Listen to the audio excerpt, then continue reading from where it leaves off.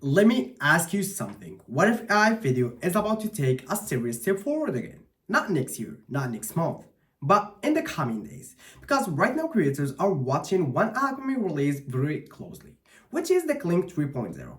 And even before launch, the expectations and discussions around it here are unusually strong.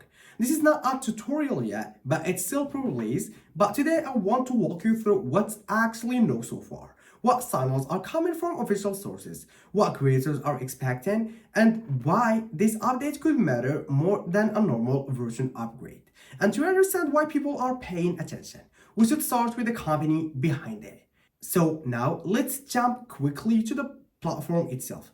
It's Higgsfield. As we reviewed in our recent videos about the Higgsfield, we know that Higgsfield is one of the fastest growing generation AI companies focused specifically on creator-friendly AI tools. Their whole positioning is not just AI that can generate video, but AI that creators can actually use in their real workflows. Content creation, storytelling, cinematic shots, not just short fake demos. And their Kling model line is already known for producing some of the most realistic and cinematic AI video outputs compared to many other generators. But like every current model, it still has limits. Motion breaks sometimes, clip length is restricted, complex interaction can glitch. And that's exactly why the Kling 2.0 is getting so much attention. Because the expectations is that this version targets those weak points directly. Now, what makes this interesting is that the current buzz is not coming from a random rumors. It's coming from a mix of Higgsfield own blog signals, teaser posts, and repeated creator discussions.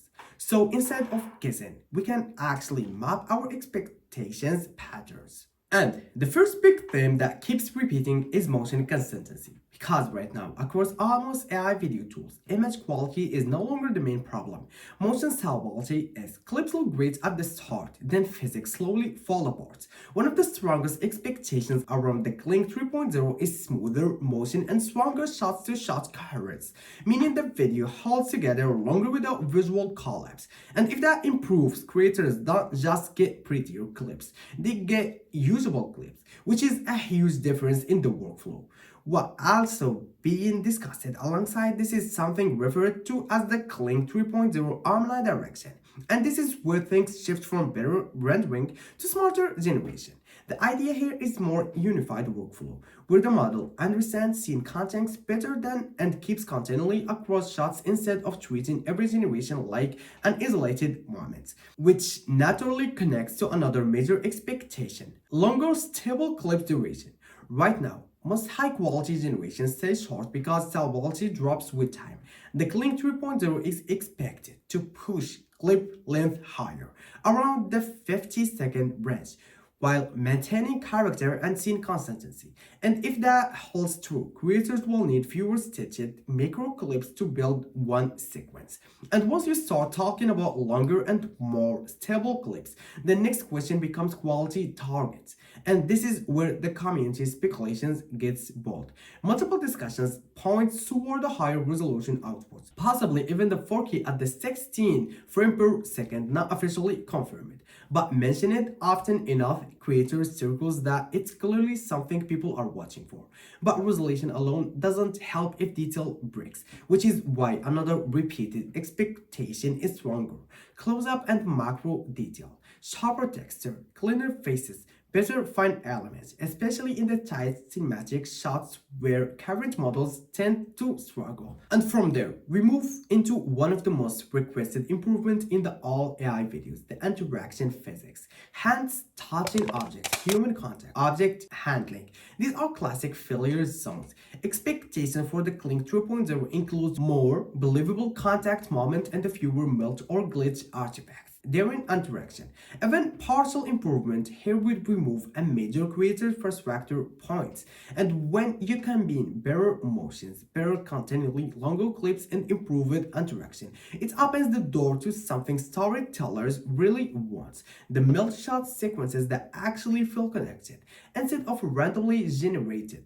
That's another area where expectations are particularly high.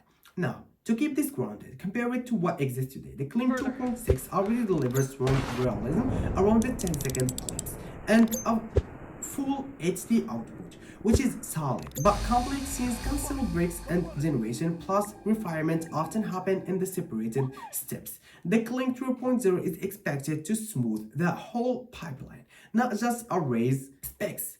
And again, these expectations are coming from real public sources, the Higgsfield expectation blog posts, official teaser signals, and a creator community threads.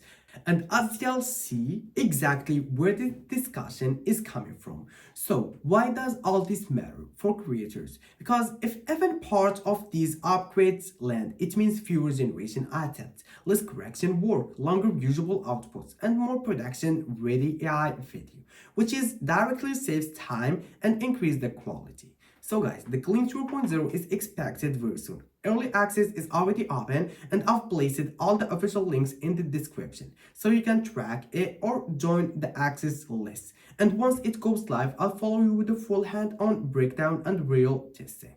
If you want that deep dive when it drops, stay tuned. So guys, that was our video about the upcoming tool, the Kling 3.0. So if you guys still watching, go hit that like button, subscribe if you are not subscribed, and share with us your idea or your feedback about this massive upgrade in the comments below this video. That was Modi from Blockchain Modi. See you guys in another video.